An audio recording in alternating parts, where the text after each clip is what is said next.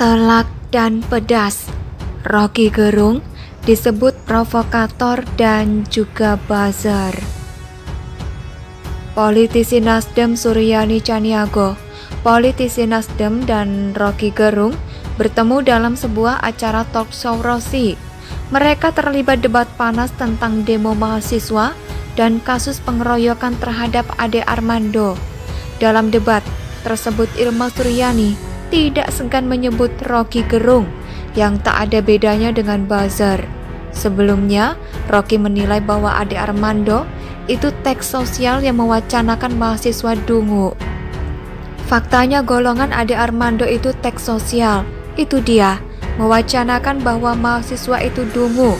Kan presiden sudah sebutin nanti harga-harga turun, minyak goreng turun segala macam. Mereka, golongan Ade Armando ini berpikir bahwa mahasiswa mau bikin makar. Itu otaknya, kata Roky Gerung. Lantas argumen tersebut kemudian langsung ditanggapi oleh politisi Nasdem, Irma Suryani, yang bilang Ade Armando bilang otaknya mahasiswa itu bodoh siapa? Itu kan Anda, kata Irma pada Roky Gerung. Lebih lanjut, Irma bahkan menyebutnya bahwa Roky Gerung sebagai seorang provokator. Anda itu provokator. Anda nggak ada bedanya sebenarnya kalau saya bicara jujur. Kalau orang sebelah mengatakan Ade Armando buzzer, Anda juga buzzer sebenarnya. Nggak ada bedanya.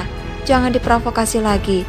Ini Indonesia sudah rusak demokrasinya, katanya lagi. Terkait kata dungu, bukankah justru Roky Gerung yang paling senang memakai kata tersebut?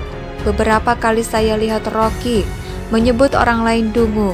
Pernyataan Sekjen PSI Dea Tunggesti pernah dikomentari oleh Roky dengan sebutan dungu. Roky Gerung pernah memberikan pendapatnya terkait narasi Presiden Jokowi yang meminta bantuan ulama dalam mengatasi COVID-19 di Indonesia. Roky Gerung menilai bahwa Jokowi seperti malu untuk meminta tolong sehingga narasinya berputar-putar.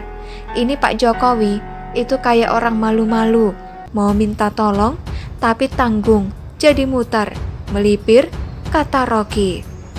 Doa itu tidak akan mengubah kebijakan yang dungu, begitu kata Roky Gerung.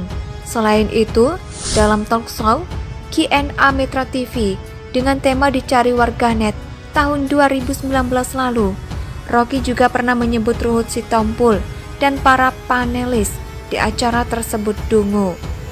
Gini ya, kalau orang itu saya anggap memang tidak layak untuk mengerti suatu konsep, saya bantuin.